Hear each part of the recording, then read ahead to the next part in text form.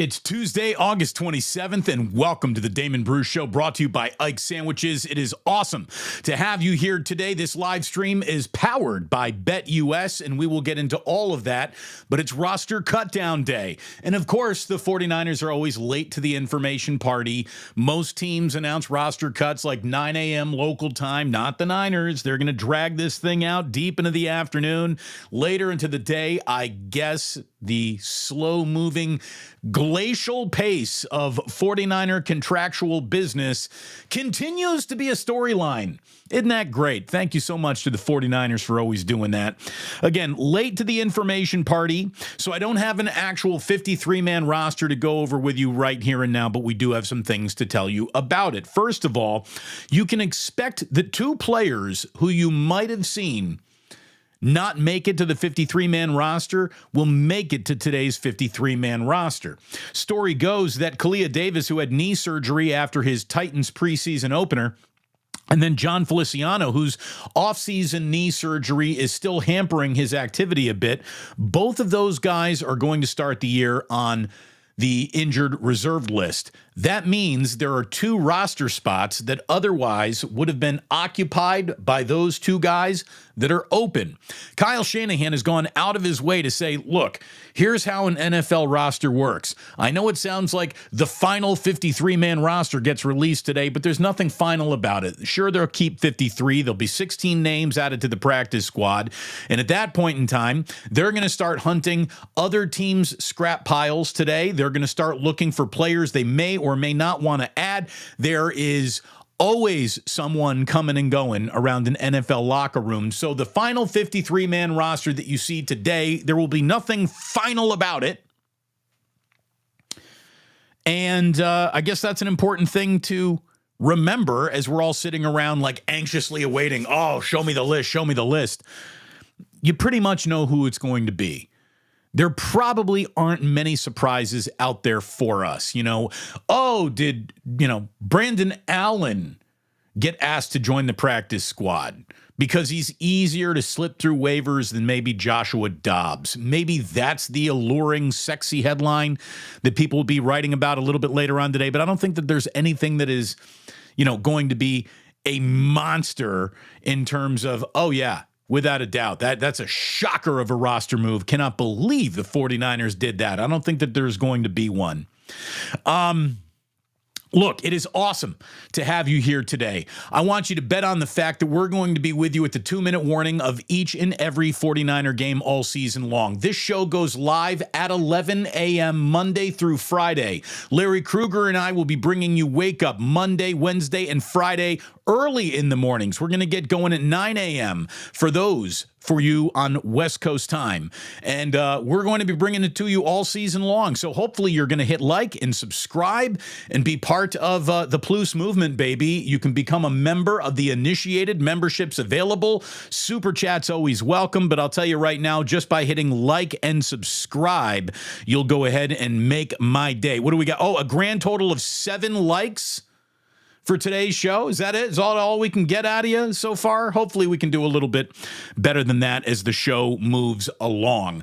Let us tell you right now, when you're thinking about moving along to a brand new book, I want you to check out BetUS. BetUS has unbelievable odds, a great interface, a dependable, reliable reputation that you can all the way count on, and more important than that for you newcomers, 125% bonus on your first 3 deposits up to $2,000.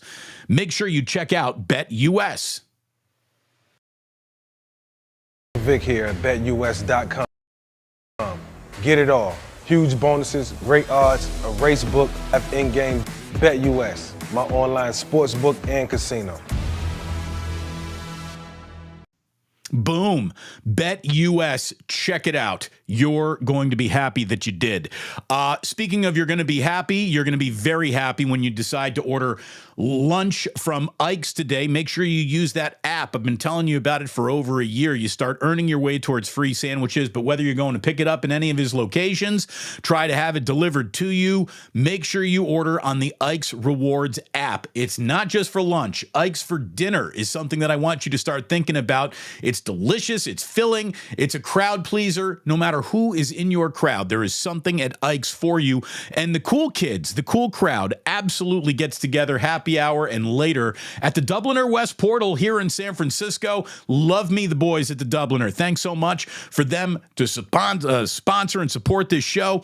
Love the guys at the Dubliner. You will too. We are going to be celebrating Plus Mania 5 there at some point during the bye week. And love me, the boys at the Dubliner. You will too. Get yourself there for a pint and a hey, how are you? And a hangout with good, like-minded people. That's what we offer you here in the chat. And it's what we're offering you when we pin that tweet that says, check out Go Bet US. You can check it out in the description of today's video. And that, folks, is the business of today's show. Let's get back to the business of making you a really informed 49ers fan. I got to tell you, I am very proud of today's thumbnail.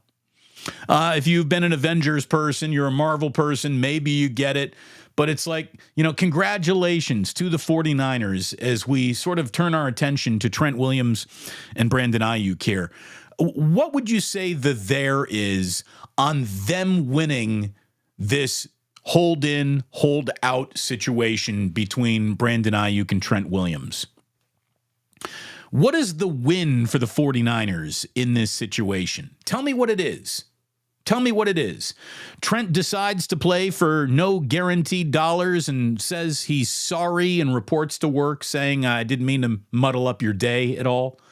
Is it Brandon Aiyuk finds I'm going to play on my fifth-year option, Jesus, and reports for duty and says, you know what, I'm going to bet on myself and I'm not going to fear injury. And if I really want to know what I'm worth on the open market, well, gosh darn it, next year I'll find out.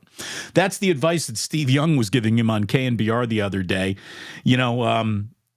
Steve is obviously very pro-Niner. I don't think that there's a single 49er that really cares as much about being a 49er as Steve Young cared about being a 49er. And look, players are different and generations are different and loyalty is a little different. And the amount of money that is up for grabs is a lot different these days. So what's in it for me isn't something that offends me when a player approaches his career and his contract with that mindset. I know that every single team loves these players right up until the minute they decide not to, in which case they become scrap heap. So players looking to get all they can when they can in a sport that is guaranteed to be officially bad for their long-term health, I don't blame it at all. But again, what is the there? Like, what is going to make Parag Marathe go home and say, honey, crushed it. Absolutely crushed it today at work. You wouldn't believe the wool I pulled over the eyes of Trent Williams and Brandon Aiyuk. Like, I don't think that X marks the spot even exists. So what would you say it is we're doing here? Would you rather be in the Super Bowl or would you rather win these contract negotiations? Because I'm not sure you can really do both. I know the 49ers in a perfect world are stout believers that they can do both of this, that they can do both things, right? That they don't need to worry about this is a binary choice. I think that you got to have Trent Williams if you're going to fancy yourself a Super Bowl contender, full stop. Brandon Aiyuk, maybe that's not a full stop, but it's certainly something to fully stop and think about. I don't want to go over again the arguments that we've been making for several months in a row here now, almost daily on this channel. But I do want to remind you that look good, feel good, play good is a universal sports truth. It really is. Sounds like it's a t-shirt, sounds like it's a bumper sticker, but there's something to be said for look good, feel good, play good. The 49ers got great unis. They're always going to look good. Feel good? I don't know if this is a feel-good offseason for the 49ers. I don't know how feeling good this team can really say it feels, knowing that Trent Williams is not going to be reporting for duty in week 1 and has told the 49ers, if you don't get it right, I ain't showing up to work. Like Brandon Aiyuk feels a little bit more like a luxury item. This is an I-beam that is going to hold up the whole house when I think about Trent Williams. Look good, feel good, play good. We'll see if they play good. Right now, they can't feel good. Maybe they look good, but they're missing an important piece of this equation. The 49ers, I think, are fooling themselves. with what's going on here with Trent Williams. And again, I just, like someone who works for the 49ers would really have to explain to me what the end game is here. Again, hearkening back to the Avengers thumbnail of today's show. What would you say your end game is? If you were to win these two contracts, but it would cost you the Super Bowl, would you feel good about it? How could you? What is the end game of, here's the thing. As I said in the last couple of shows, the last couple of streams, that I understand why there is so much debate, confusion, and finger pointing around the Brandon Aiyuk situation. It's the Trent Williams situation that just has me absolutely shrug emoji level dumbfounded. Like, what would you say it is you're doing here? I don't get it. Excuse me. Let's see if we're at sip of the day. That's it. That's the sip of the day right there. That was perfect. That was really well timed. Yesterday's came a little late in the game. I'm going back for another one right here, right now. God, that's good coffee. Our pal David Lombardi was talking about the Trent Williams situation and just broke it down in terms of what the contract looked like. So what is Trent looking at right now? Here's a man who's already made over $150 million worth of career earnings, but what's he looking at right now? Well, he's got 3 years remaining on his contract, including 2024, where he's going to be paid $20.8 million. In 2025, he's going to make $23.4 million, and then he really explodes in 2026 with a $33.1 million contract attached to his name, and that would be in his age 38 season. I'm sure when the 49ers did the original deal, they thought to themselves, we wonder if Trent Williams is really going to be around at the age of 38. So they might have tacked on that, like all NFL deals, but for the guaranteed money, it's all funny money. And this is why Trent Williams is saying, well, wait a minute, I don't want to play for funny money. I want guaranteed dollars. If something were to happen to me, I'm not about to retire here. So I envision myself playing a few more years. Take care of me, 49ers. And I know that I signed for state-of-the-art money when I originally came to the 49ers. So far, there have been some younger, talented tackles that have eclipsed my annual average value. Again, David Lombardi says Trent has got 3 years, $77.3 million, which is a 25.8 annual average value, but none of it is guaranteed. You look at Wirfs. You look at Penei Sewell. You look at Darisaw. These are guys all making $27 to $28 million. Now, they're all in their early 20s as opposed to early 30s where Trent is, and that's a big difference. But what is not a big difference here is who Trent is in the hierarchy of left tackles. He is state-of-the-art still as a player, one of the absolute best in football, and if he is going to play for the next 3 seasons, wouldn't the 49ers want him playing for them?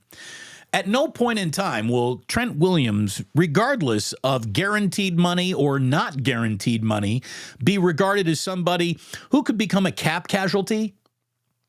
Like, that's not happening for Trent Williams. There is not a universe where, if you have the best left tackle in football, you're not paying him a premium amount.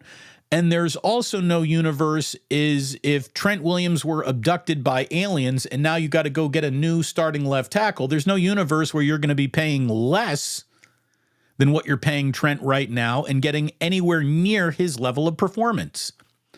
So all paths, it feels like all negotiations lead back to Trent Williams is your starting left tackle. And if he is, why not just guarantee him the money it takes to make him feel good about being your starting left tackle, since there is no scenario where he stops playing for you other than through catastrophic injury. That's it. That's it. If I told you that Trent Williams, due to injury, had to miss 8 weeks, it's not like all of a sudden you're going to cut him to save money. You're going to say, well, we're going to suffer through those 8 weeks, and then we're going to get Trent back. There is no scenario where this team is better off without him. This is why I don't understand why there is any confusion about guaranteeing him dollars when you would also guarantee him play time should he be available to the league. In what world is Trent Williams not worth it? You know, in what world are you comfortable looking at Brock Purdy through the prism of a $60 million contract, but you're going to park your Lamborghini out on the street? Like, if you have a Lamborghini or a Ferrari, you're probably going to want to keep it in the garage. Trent Williams is the garage. It's street parking without Trent. So, like, good luck with that. Good luck protecting your precious Lamborghini or your Ferrari with street parking. And that, to me, is just why you don't ever worry about investing in the garage. The garage protects the car. The car makes the whole franchise go. What are we talking about? Trent Williams is the biggest, most easily spotless, cleaned, white floor, 3-car garage you could ever find. Why would you hesitate to not make that guy right? Because you make that guy right, your entire football team gets better around that one decision alone, and there is no decision that would ever bring you to the moment where, like, hey, everybody, Trent Williams is getting cut today. Why? Well, money. No. That's not out here. Guarantee. How about this? Trent Williams has $77.3 million left on his contract. None of it is guaranteed. Let's just start the guarantee at 50. I mean, you're going to make that money anyways. We're 100% going to pay you that. We've already agreed to it, and it's in your contract. So why don't we just guarantee it, roll it over, convert it into signing bonus, whatever Parag gets paid to do when he walks into the building, you do that, Parag, and get it done. Get it done. Guarantee. How about this? You guarantee him all 77 fucking million. How about that? With a little clause that says if you do retire, you don't get to keep it all. Duh. You know, I mean, come on. I mean, there's got to be a way to get this done when he is an absolutely no doubt about him level of player. Not that there's much doubt around Brandon Aiyuk, but I can see how we could replace doubt with value confusion. What's this guy really worth? What's he worth to us? What's he worth? What's he worth? Okay, we can have that debate. We can talk about it till you're all blue in the face. You know what you cannot debate? Where there is no confusion. Who's Trent Williams? Well, he's one of the best to ever play. He's a first ballot Hall of Famer, right? So bring that guy in. Hey, what do you know? I'm back on the radio, at least for Jude. He's driving around and listening to today's show. Thank you very, very much. I appreciate that. Broken Metronome says, Damon, will you please tell me they cut Danny Gray? Look, unless they came out with a roster cut while I've been on the air here for about 20 minutes, I got nothing for you. 49ers roster is what I'm going to Google. And, of course, my internet is not just making that pop up easily for me today because I need this information and the world is constantly working against me. What the fuck? So, got Kevin Harper says Tanner is cut. Tanner Mordecai. Oh, my goodness. Tanner Mordecai has been cut. Have we checked in on Larry Krueger? Has Larry gone out to his driveway to douse himself with gasoline and self-immolate?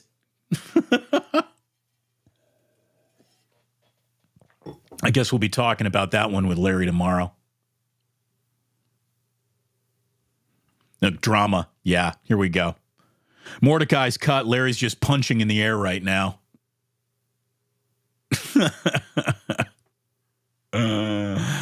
Oh, boy.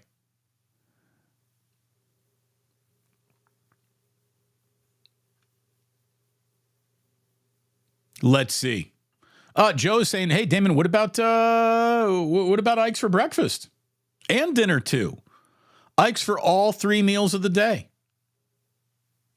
And Ike gives away free birthday sandos. What is Rockin' New Air 84 said Greg Papa was throwing shade about Ike's and the Damon Bruce sandwich? Greg, first of all, if Ike offered you the chance to be a sandwich, you would jump at it faster than you would whoever dyes your hair. Okay? There is Greg Papa would love to be a sandwich at Ike's, and the reason why KNBR might have a problem with Damon Bruce sandwiches is because whenever KNBR would beg Ike to send him free sandwiches, they'd always say, "Don't send the Damon Bruces," because he's not here anymore, and Ike would almost send them exclusively Damon Bruces because that's my boy. Again, no radio stations coming between me and Ike. Ever. We're actual boys. We tell jokes. We got inside jokes, and they're about you guys. So don't fuck with us.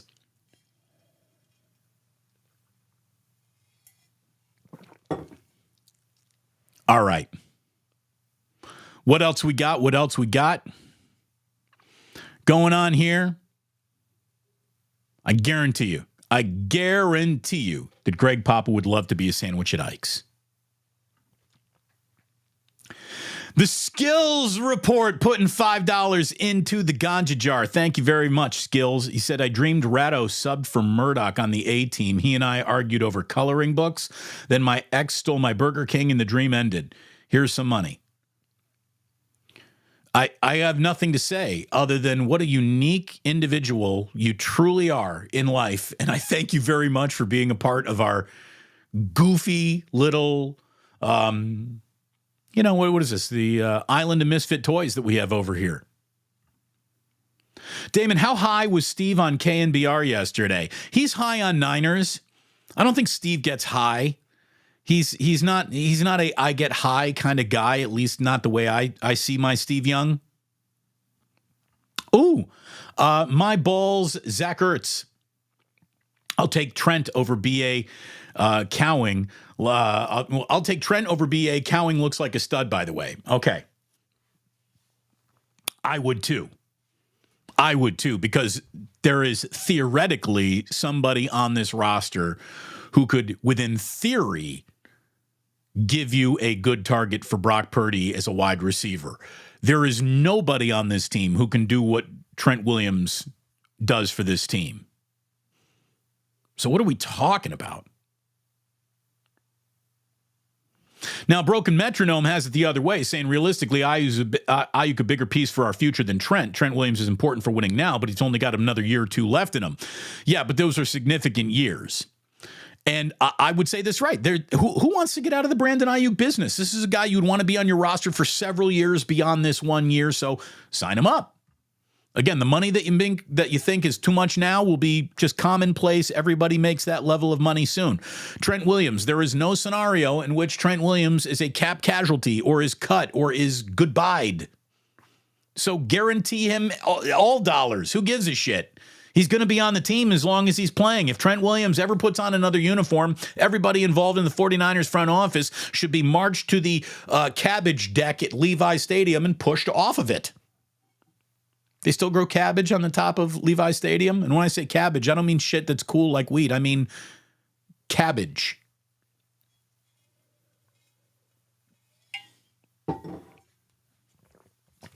Like, I just don't want to hear NFL teams talk about money. I don't.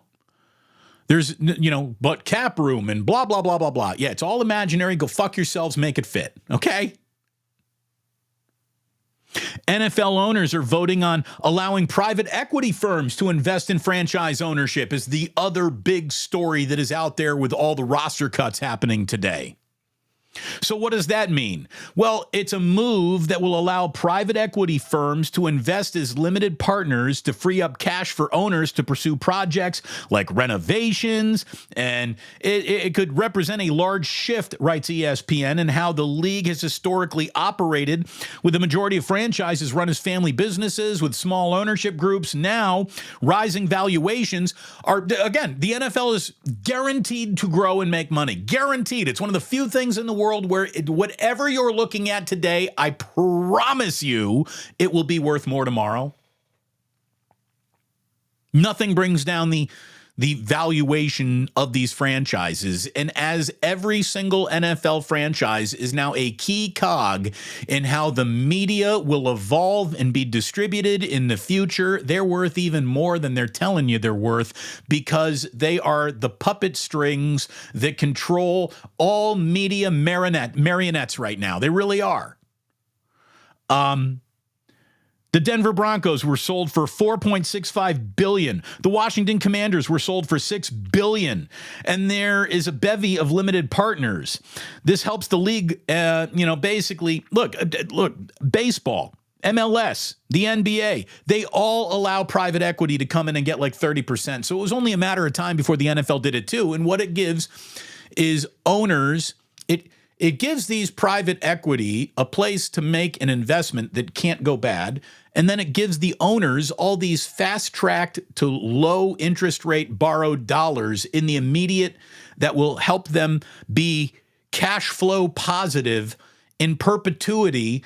This is definitely going to be appealing to a guy like Mark Davis, who is far and away one of the NFL's poorest owners. Still very rich compared to you and me, but as far as NFL ownership is concerned, you got to take your entire roster, and that money has to be put in escrow, meaning that even if your entire franchise were to vanish, the money is still there for the players who you've guaranteed it to.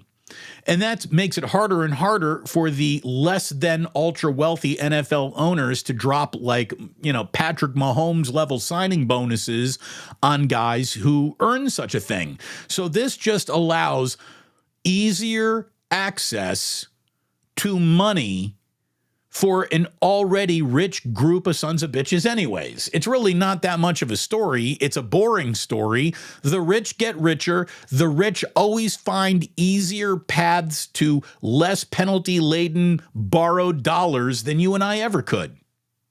That's what this is. So congratulations, the rich get richer.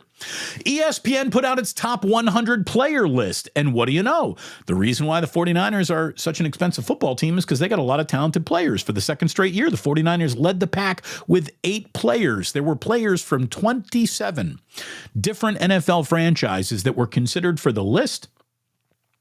No Commander, no Cardinal, no Saint, no Patriot, no Panther made the list. So a few franchises didn't even get one player on the top 100 list. And look, this is maybe, again, why it's hard to figure out what Brandon Aiyuk is now worth, because there were receivers, as a matter of fact, 19 of them on this list. Brandon Aiyuk, I'm sure, was one of them. They were followed by quarterbacks, who had 16 guys on this list, edge rushers, 15 guys on this list, cornerbacks, 10 for position groups represented in double digits. Appearing in the top 25, George Kittle came in at number 22, Fred Warner at number 18, Nick Bosa at number 16, Trent Williams, who's not on the team right now, was number 14, and Christian McCaffrey, number 9. Number 9. So an awful lot of guys in the top 25. Again, the 49ers put 8 players on the top 100 list, with 1, 2, 3, 4, 5 of them appearing in the top 25. That is a top-heavy loaded football team. So don't let something as stupid as money throw you off the scent of reappearing in the Super Bowl. And honestly, maybe we just need to stop talking about the 49ers in terms of you got to get back to the Super Bowl. I mean, that's hard enough to do. How about what the 49ers are really trying to do? The 49ers are trying to become the first team to win 3 straight NFC West titles since the Seahawks did it back from 2004 through 2007. Some Legion of Boom shit, The 49ers just trying to win their own division is going to be a tough thing to do. Much less win their conference, much less be the 1 seed, much less see you back in the Super Bowl, everybody.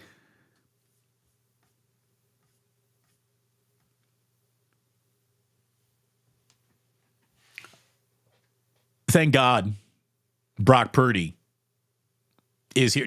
I try to imagine the 49ers living in a world without Brock Purdy, and it's hard to imagine this team existing as it is.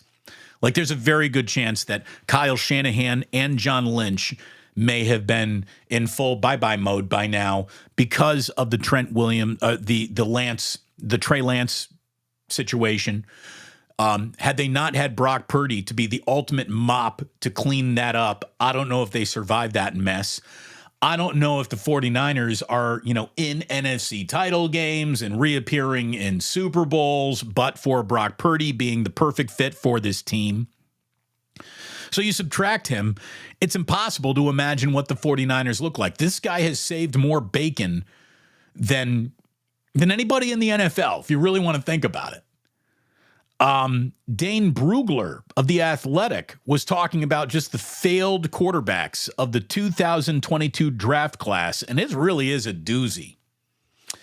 9 quarterbacks drafted in 2022. Only 2, both 7th rounders, remain with the team that drafted them. Number 1, Kenny Pickett, who was the 20th overall pick. He got traded. Number 3, Desmond Ridder was traded. A third-rounder, Malik Willis, got traded. Third-rounder, Matt Corral, just got cut. Billy Zappi didn't make it on the New England Patriots roster. He has been cut. Sam Howell, traded. Chris Oladokin, cut. Skylar Thompson, 7th-rounder for the Miami Dolphins, is still a Miami Dolphin, and Brock Purdy remains a 49er. But what a disastrous year for draft classes. Quarterback draft class.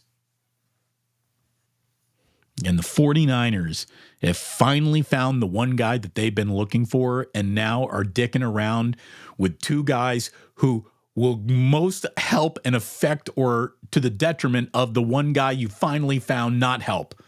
Like, you finally got Brock Purdy. Well, what are you going to do? Well, we're going to fuck around with his number 1 target, and we're going to take away his blindside protection. Why? You can't really explain it. Just trying to save Jed a few bucks. Well, what do you mean save a few bucks? Like, is there a way that you can pay Trent Williams less than what you already agreed to? Well, no. I mean, we could just guarantee this money or not. We choose not to for some reason. And the whole Brandon Aiyuk thing, again, what gives you sticker shock today will be the normal price of wide receiver play tomorrow. So why you're dicking around with all that, I'm really not sure. You got the most amount of cap space in football right now. I know there are big bills coming in the future. That future is so far away. I would insist you not worry about it. You have the most amount of cap room for some reason, somehow, some way than any other team in football, even with all these top 100 players on your roster. What are you doing? What are you doing?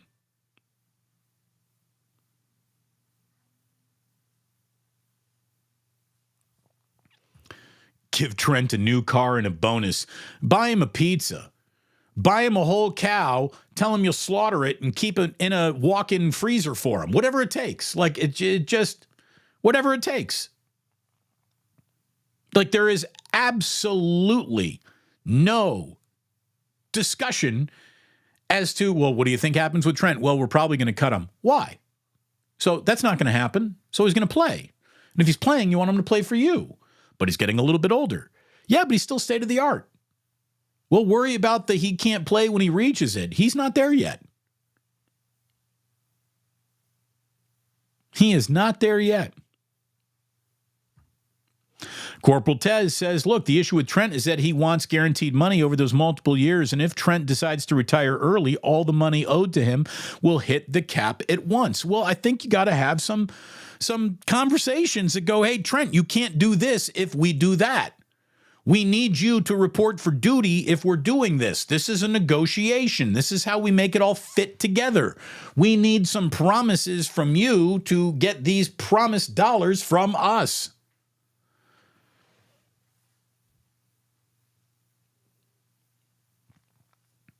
Again, there's just no worrying about a guy like that, right? There's no real worrying about him. You know, if the going rate of elite left tackle play is $28 million and you're paying your boy $20-ish million, well, then I'd say there's like an $8 million gap that you'd like to pretty much close to the point where everyone feels good about it.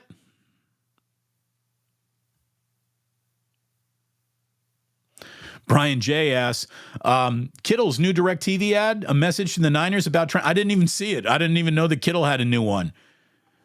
Dude, Kittle's in every ad these days. He's doing DirecTV ads. He's still got his glasses ads. Kittle's everywhere, man. That guy makes as much money off the field as he does on the field, probably more.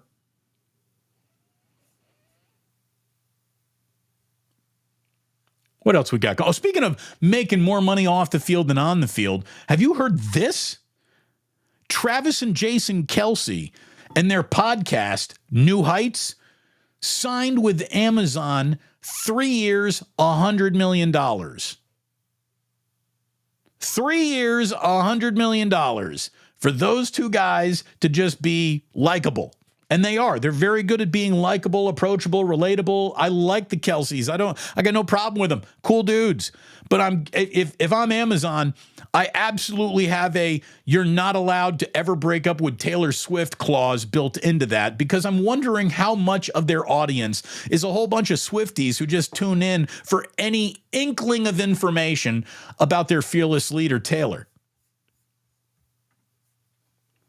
Without Taylor Swift, what is Amazon paying the Kelces for their podcast? Seriously. What is it really worth without her? You don't need to pay former players $100 million to do a podcast. How many downloads are they getting per episode? Good Lord. By the way, for people moving into new media space, all I can say is, congrats. I'm trying to do the exact same thing. Subscribe to the Damon Bruce podcast. It is not owned by Amazon. I have not been guaranteed $100 million. If they guaranteed me $50 million, I'd be comfortable with it. I would. I would figure out a way to make that happen. I really would.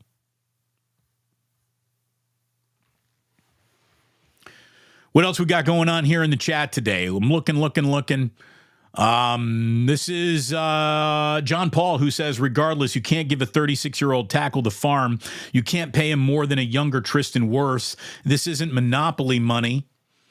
Well, I don't know if you got to pay him any more than he's guaranteed to make. He's looking at his biggest payday in that final year and thinking I might not reach it, so you can put it a little up front. And here's the thing. Trent Williams we should not be measuring Trent in age. Not yet. You measure Trent in production, and every single number that measures a tackle's production says that this guy is better than Tristan Wirfs. I don't care about age. What do you do on the football field? Trent is pretty hard to pick any holes in. That costs money.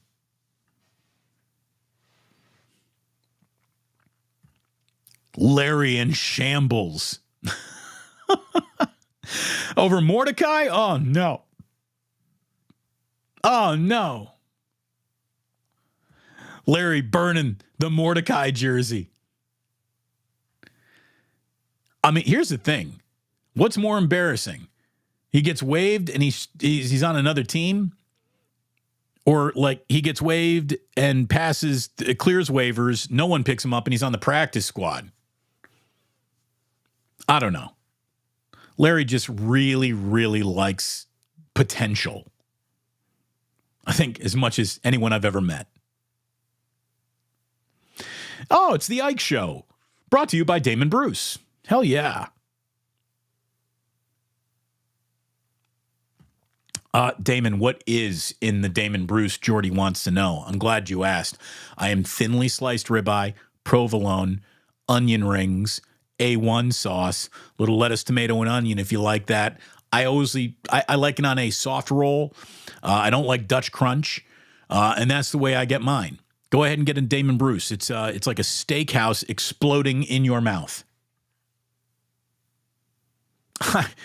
Seriously, now I want to know. Now I want to know what Greg Papa was saying about my sandwich. Oh, Greg Papa's throwing shade at Frank Gore. On his first day at KNBR, he called Frank a good blocking back, but not much else. Is it just Greg Papa throwing shade day? Damon, you do the best fucking radio ever. I don't even need the radio to do the best radio in this town. Thank you.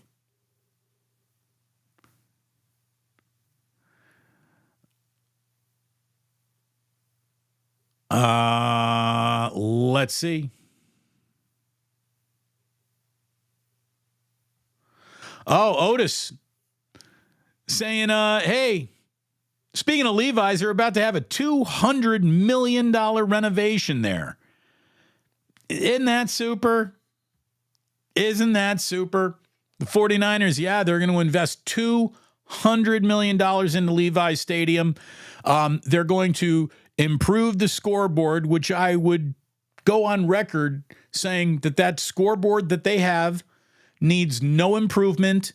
It works perfectly. It's perfectly big enough. You don't need more. That's the scoreboard is what's least wrong about that place. What they should do is spend about $500 million and put an outdoor facade on it so it doesn't look like an erector set. The 49ers are investing $200 million into Levi Stadium in preparation for hosting the Super Bowl and the World Cup in 2026. Levi's will become the first stadium ever to host the World Cup and the Super Bowl game in the same year. The upgrades are going to be going to the scoreboard, which doesn't need to be upgraded, and to the Wi-Fi network, which there's nowhere to go but up. Again, how can you be sitting in the middle of Silicon Valley with the worst Wi-Fi in the NFL? I don't know how, but that's how the 49ers did it. So there was nowhere to go but up from my Wi-Fi sucks totally. Now it will suck a little less.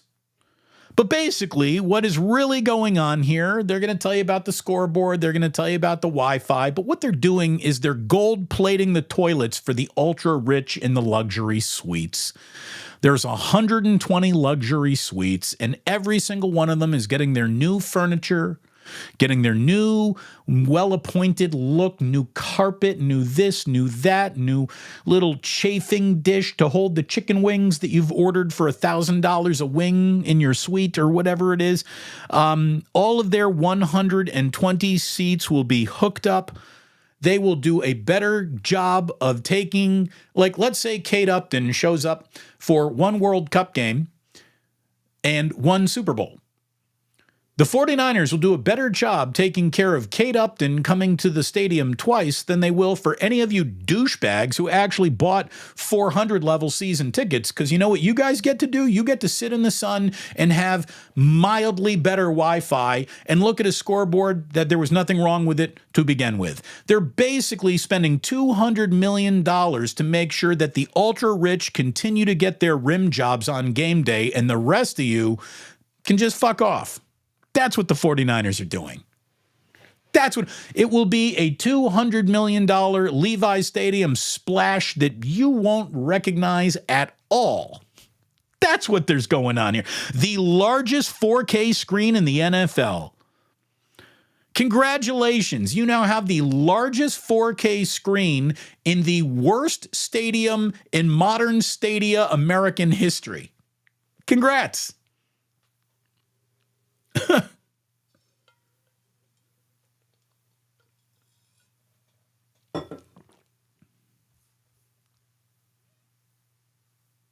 $200 million on a stadium that was built 10 years ago.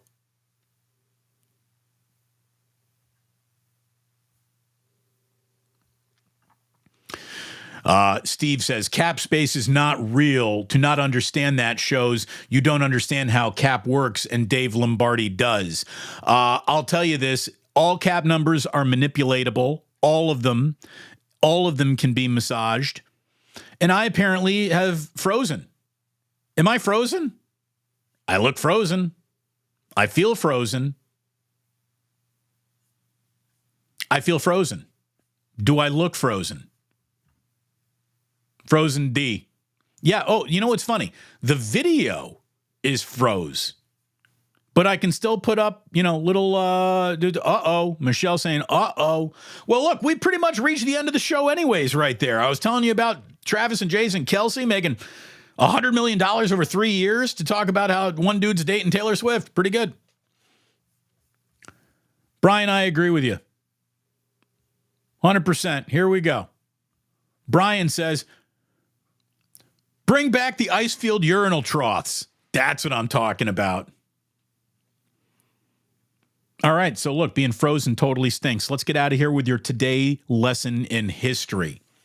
There was, of all the days I've been researching for your daily history lesson, today was one of the most boring I've run across, so not a lot happened historically on August 27th. I'll tell you that we can wish a happy heavenly birthday to former President Lyndon B. Johnson. He was born on this day all the way back in 1908. Lyndon B. Johnson, very famous for his penis, by the way. He had a presidential penis nickname. It was Jumbo. Apparently, he believed in penile diplomacy. He would whip it out in front of foreign leaders all the time. So there you go. Lyndon B. Johnson. Well named Johnson. Today, August 27th, 1988, the song Monkey by George Michael hit #1 on the Billboard Hot 100. It was his 8th #1 of the decade. And you can tell that he was riding an absolute heater because he could have put out anything at that time and it would go #1. Monkey is not a very good song. We all know that. Let's be honest. But George Michael got away with one right there. And I'll tell you that today, Mary Poppins was released in theaters back in 1964. There's not a lot from 64 that can entertain a kid. Today in 2024, Mary Poppins still gets it done. Julie Andrews, her big screen debut. My kids absolutely love Mary Poppins. Frozen in here. It's Elsa up in this bitch. There we go. Well, then you don't need me anymore.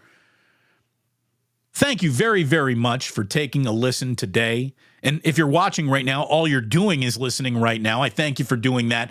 Make sure you support my sponsors. Make sure you hit like. Make sure you hit subscribe. Make sure that you're back here. 2-minute warning, Monday Night Football of 49ers and Jets. I cannot wait for that night to actually get here. And it is just a few handfuls of weeks away. Thank goodness. Going to be back with Larry Wednesday for a wake up. So I hope we'll hopefully see you on Wednesday morning. We will be unfrozen at that point in time, I would hope. In the meantime, you rule. Thank you so much. Thank you for being here. Thank you for listening to the podcast.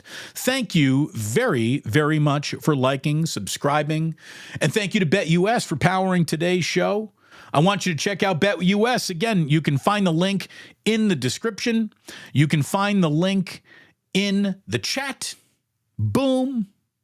125% bonus on your first 3 deposits up to $2,000. Head to the Dubliner and West portal, and let me tell you, you're my kind of people. Absolutely you are. So it just breaks my heart to let you know that you don't have to go home, but you can't stay here, and that sports don't build character. They reveal it, and like that, he's gone.